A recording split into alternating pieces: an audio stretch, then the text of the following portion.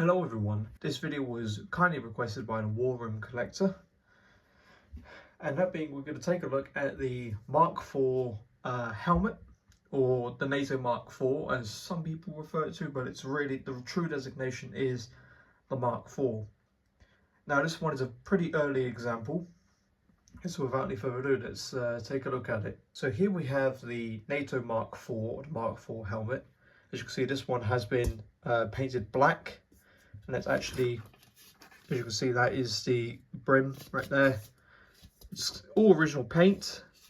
Obviously, the difference between the Mark IV and the Mark III, I don't have a Mark III to hand, but we shall compare it to its older cousin.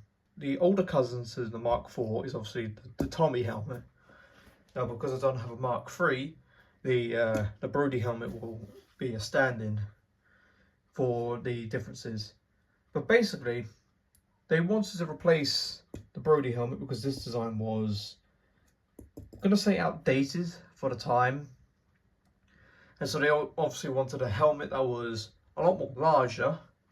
And it really kind of goes back to the, well, this was really based off the kettle hat. And we wanted something a little bit better, that gives a little bit more protection. So we went to a Mark III design, to which you can find, move that out of the way. You can find you can tell the difference between a Mark IV and a Mark III is that the rivets are set up high, so they're high rivets. And unlike the Brody helmet, the rivets for the bales are actually on the brim. Now, another way to tell the difference is actually the way the liner is actually fixed in. On the older Mark II and Mark IIIs, you would have a simple, you would have a screw, and on the other end would be a nut, and that holds in the liner. Whereas this Mark IV, as you can see, there is no provision for a screw, or even the nuts for that matter. We'll actually take a look at the insides in a minute. Now, with this helmet, so as you can see, it's basically, it keeps the same old Mark III design, except now the rivet has been moved from up here to down here. Spin it on round. As you can see, here's the other side. This is the front. Of course, these helmets got nicknamed the turtle helmets because the way they're shaped looks like a bit of a tortoise shell, probably like that. Looks like a tortoise shell. But either way, the interesting part is, I don't know if the camera's gonna, is that rivet for the, see if it'll pick up. Is that rivet for the bale, is that brass? Because if I do it again on the other side, that looks like brass. I don't know whether these were made out of brass or steel.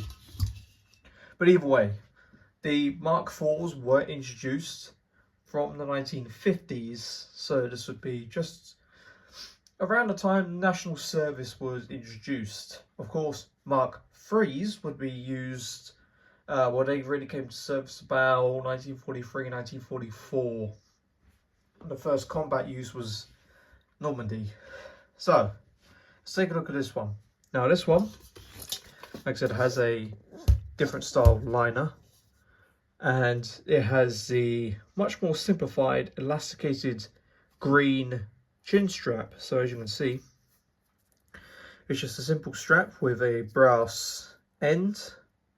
It's not even brass, but, well, this one is brass, but you could typically find them with other ends. You do have this bale here with this buckle that can slide up and down, which secures the strap into place.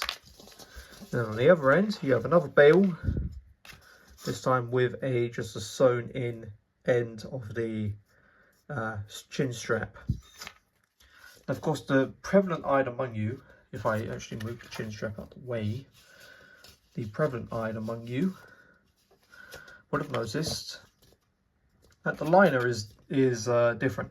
It's the same material as the wartime ones, with the same cross dome piece. Of course, these cross pieces were used in the early ones. Not in the early war. They would have been oval, but either way. And of course, the interesting part is you might notice that that's a bit of an American design. So these were intentionally made with lifter dot liners. So what you can mean is, let's say if this liner wore out whilst out in the field, what it is to do is just lift, or just pull, take the old liner out, chuck in the new one. Which is pretty simple. I don't know if that's actually their main use or not. It's probably good for chemical warfare, because if your liner gets contaminated, you could always throw away the contaminated one and get a clean. This one is actually dated. Gotta find it. It's in the back. I don't know how well the camera's going to pick up, but see if I can move that cross piece. Yeah, I actually don't know how well the camera's actually going to pick up, but it says FFL. Oh, you can actually see it pretty well there. So it says FFL, III, and then you're not going to be able to see the date, but the date is 1952. Okay, there you can actually see it now. 1952. So it's a pretty early example. Like I said, these were issued from the 1950s, and these were used all the way up until, I believe, about 1984, when the Mark 5 or 6 helmet replaced this, which is made out of Kevlar. And I believe some troops did take these onto the Falklands. Well, they probably did, because the Falklands was 1982, I believe. I'm not too well versed with what dates of the Falklands conflict is, but either way, that's a nice example of a NATO Mark IV helmet. If you did enjoy this video, then please like, subscribe, leave a comment down below. Your feedback is always greatly appreciated. And if you want to get in touch, there is now I have now launched a Facebook page. The Facebook page will be in the description, and all you need to do is just click on the link. It'll take you over to the page. You can follow the page, into which then you'll see videos and pictures of, obviously, well, video links to the most recent videos, and pictures of upcoming videos as well. Until then, bye for now.